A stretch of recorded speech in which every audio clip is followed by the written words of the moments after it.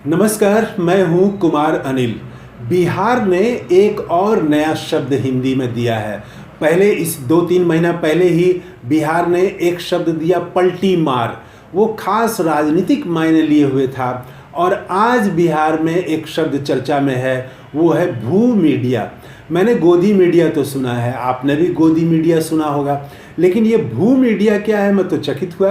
फिर जब मैंने देखा कि ये किस संदर्भ में इसका उपयोग किया जा रहा है, तो मालूम हुआ कि आज अनंत सिंह को पैरोल पर रिहा कर दिया गया। बिहार सरकार के गृह विभाग ने उन्हें 15 दिनों के लिए पैरोल पर रिहा किया गया है। और कारण भी बहुत मज़ेदार है, रोचक है।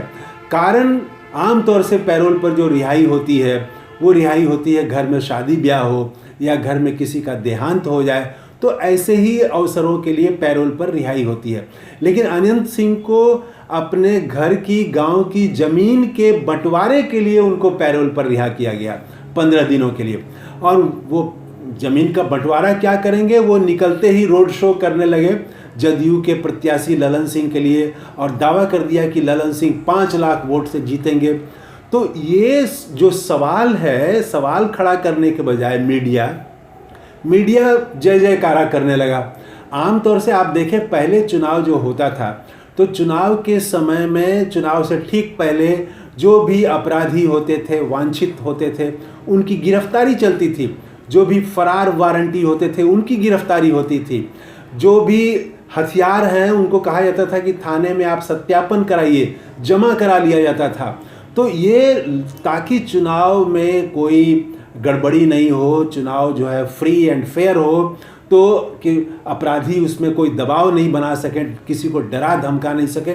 तो ये सब काम पहले चुनाव के पहले होता था। लेकिन अब तो उल्टा हो रहा है कि पैरोल पर रिहा कर दिया गया, तो मीडिया ने ये सवाल नहीं उठाया। दूसरी बात ये कि आप देखें कि तेजस्वी यादव ने एक सवाल उठाया। तेजस्वी यादव ने कहा कि जब वो हमारे साथ थे अनंत सिंह, तो अपराधी थे, और अब आज वो संत हो गए हैं। इस बात में भी बहुत दम है। हमारा समाज, बिहारी समाज, जातियों में बटा हुआ है, और हर जाति का जो अपराधी है दूसरी जाति के लिए तो अपराधी होता है, लेकिन उस जाति के लोग एक सॉफ्ट कॉर्नर रखते हैं। ये किसी एक जाति के बारे में नहीं कहा जा सकता, ये हर जाति के बारे में है। तो मीडिया को तो कम से कम सॉफ्ट नहीं होना चाहिए, मीडिया को तो सवाल उठाना चाहिए। लेकिन 10 साल में ये गिरावट, बहुत भयानक गिरावट आई है। 10 साल पहले ऐसा मीडिया नहीं था। जब प्रधानमंत्री नरेंद्र मोदी नहीं थे, कांग्रेस की सरकार थी, मनमोहन सिंह प्रधानमंत्री थे, तो उस समय मीडिया आलोचना करता था, सरकार की आलोचना करता था, विपक्ष की भूमिका निभाता था। आज मीडिया गृह विभाग पर, नीतीश कुमार पर सवाल नहीं उठा रहा है कि इनको क्यों रिहा किया गया, वो भी जमीन बंटवारे के लिए, चुनाव के 8 दिन पहले। और वो चुनाव पर पैरोल पर रिहा हुए और कह रहे हैं कि ललन सिंह 5 लाख वोट से जीतेंगे। तो ये क्या हो रहा है? ये मीडिया को सवाल खड़ा करना चाहिए था, जो उसने सवाल खड़ा नहीं किया। फिर अपराधी कहना किसी को तुरंत संत कहना, जो तेजस्वी यादव ने सवाल उठाया, वो भी बड़ा मायने रखता है। तो मीडिया इन सवालों को जो नहीं उठाया, और बल्कि उनको ये बाहुबली कह रहे हैं, जबकि अशोक महतो जो चुनाव लड़ रहे हैं मुंगेर से, उनके लिए इसी मीडिया ने अपराधी कहा था कि अपराधी को राजद ने टिकट दिया है। लेकिन अनंत सिंह के लिए ये शब्द इस्तेमाल नहीं कर रहे हैं, वो बाहुबली कह रहे हैं। तो ये जो फर्क है, सरकार के निर्णय पर सवाल उठाने के बजाय, ललन सिंह तो अब अनंत सिंह के पैरोल पर रिहा होने से ललन सिंह की स्थिति मजबूत हुई, ये खबर बन रही है। लेकिन वो सवाल नहीं उठा रहा है। इसीलिए जो सोशल मीडिया में भू मीडिया कह के एक नया शब्द आज काफ़ी चर्चा में है बिहार में। भू का मतलब भूमिहार जाति से है, कि एक भूमिहार जाति के जो पत्रकार हैं वो ऐसा कर रहे हैं। तो गोदी मीडिया तो दिल्ली में जो कर रहा है वो पूरा देश ही देख ही रहा है, सब लोग देख रहे हैं, उसको झेल भी रहे हैं। वो हिंदू मुसलमान कर रहा है।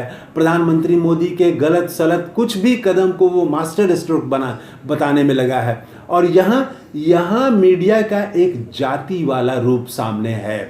तो अनंत सिंह पर भी सवाल उठाना चाहिए, दूसरे कोई भी इस तरह से हो उस पर मीडिया उठाना चाहिए। लेकिन मीडिया सवाल पिछड़ी जाति का रहता, दलित रहते तो सवाल उठाता। लेकिन ये अनंत सिंह का मामला है, इस पर उस मूल सवाल को, गृह विभाग पर सवाल उठाने को, और अनंत सिंह पैरोल पर रिहा हुए तो वो राजनीतिक बयान क्यों दे रहे हैं, ये सवाल उठा। और जदयू जो है कैसे, वो पहले तो मुख्यमंत्री कहा करते थे कि ना हम किसी को फंसाते हैं ना हम किसी को छोड़ते हैं, लेकिन अब ये पुराना नारा हो गया है, अब वो बोलते भी नहीं है ये बात। अब तो हो गया है कि वो फंसाते भी हैं और छोड़ते भी हैं। अभी तो उदाहरण सबके सामने है। तो भारत में जो भारत प्रेस फ्रीडम इंडेक्स में भारत जो है 180 देशों की सूची में दुनिया में 159 स्थान पर है। तो उसमें सिर्फ गोदी मीडिया का ही श्रेय नहीं है, उसमें सिर्फ यहाँ की जो वर्तमान सरकार है, मोदी सरकार है, उसी की सिर्फ भूमिका नहीं है, ये भू मीडिया का भी रोल है। और ऐसे ही भू मीडिया तो एक प्रतीक है एक खास जाति के लिए। वो किसी दूसरे राज्य में दूसरा तरह का भू के बदले कुछ और रू मीडिया हो सकता है, रा मीडिया हो सकता है, तो कहीं बॉ मीडिया हो सकता है। तो वो हर जगह जो मीडिया में एक तो कॉरपोरेट का मीडिया में हस्तक्षेप है, मीडिया कॉरपोरेट के चंगुल में है, और दूसरा वो उसका जातिवादी चेहरा। तो ये जो मीडिया का जातिवादी चेहरा है, ये भी भारत को फ्रीडम ऑफ प्रेस इंडेक्स में नीचे लाने में, ये जो मीडिया का जातिवाद है, मीडिया के भीतर जो जातिवाद है, उसकी भी एक बहुत बड़ी भूमिका है। इसको भी श्रेय देना पड़ेगा। देखिए, एक अंत बात चलते चलते मैं बहुत महत्वपूर्ण बात कहना चाहता हूँ कि कई बार दांव उल्टा पड़ जाते हैं, कोई क्रिया की प्रतिक्रिया भी होती है। तो अभी जो इनको छोड़ा गया है, तो भू मीडिया तो खुश है, लेकिन समाज में इसका रिएक्शन भी हो सकता है। आप सोशल मीडिया में गौर करें तो ये रिएक्शन होना शुरू हो गया है। लोग सवाल उठा रहे हैं कि ये अशोक महतो को हराने के लिए सारी शक्तियां एकजुट हो गई हैं। मुख्यमंत्री 3 बार जा चुके एक लोकसभा क्षेत्र में, और चौथी बार वो जाने वाले हैं। तो ये जो मीडिया है, ये मीडिया जिस तरह से पक्षपात कर रहा है, इसका रिएक्शन भी हो सकता है और उसका फ़ायदा अशोक महतो को हो जा सकता है।